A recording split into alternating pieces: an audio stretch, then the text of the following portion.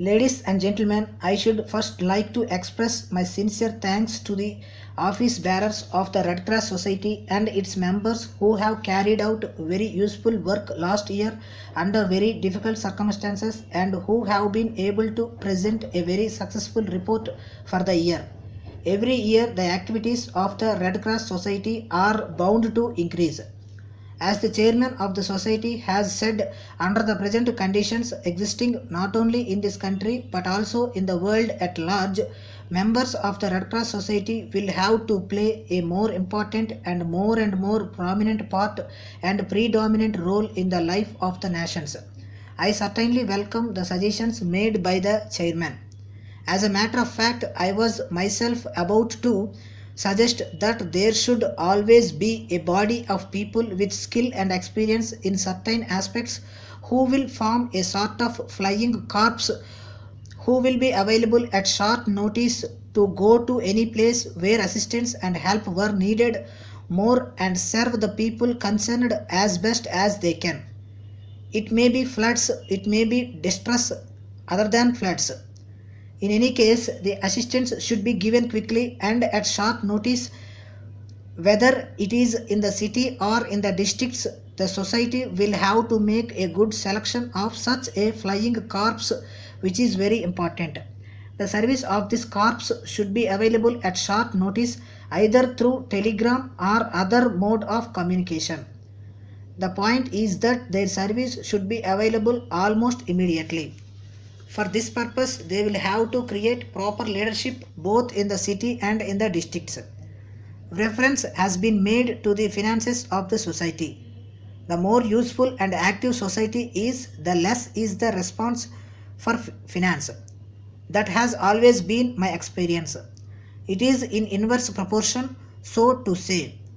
You ask for greater celebration, probably you will be able to get a larger amount. If you ask for funds for quite steady work which will pay very high dividends in the long run, perhaps 10 times more than the ordinary, you may not get the same amount of response from our countrymen. However, I feel that if the appeal through the Red Cross Society should come on particular festive occasions, there will be greater amount of response than would normally be in other times. If the society were to make such an appeal and also organize door-to-door campaign for collecting funds to the society on important festival occasions like Deepavali in the city as well as the Mofussil, they will surely get a very good response.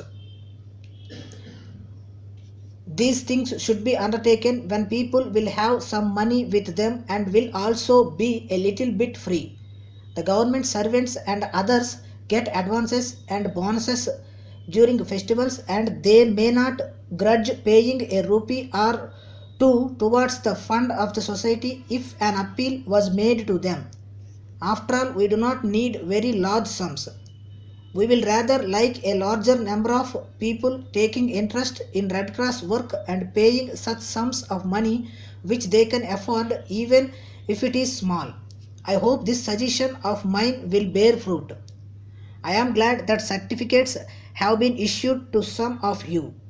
It shows the interest that is being taken in the work done by the Red Cross and also the important role that the Red Cross was playing in the civic welfare of the state and its citizens. We are grateful to the officials, no doubt.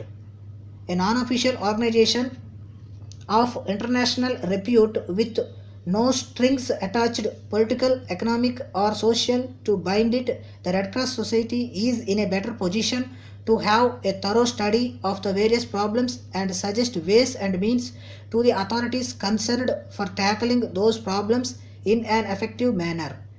The society is really in a better position to present unbiased report on the various social issues facing the country. I am really glad that some of our newspapers are interested in the affairs of the society and the useful work that it is doing in the city and elsewhere. That must go a long way in establishing a better civic consciousness among our people. While concluding my speech, I once again thank all the office bearers of the Red Cross Society.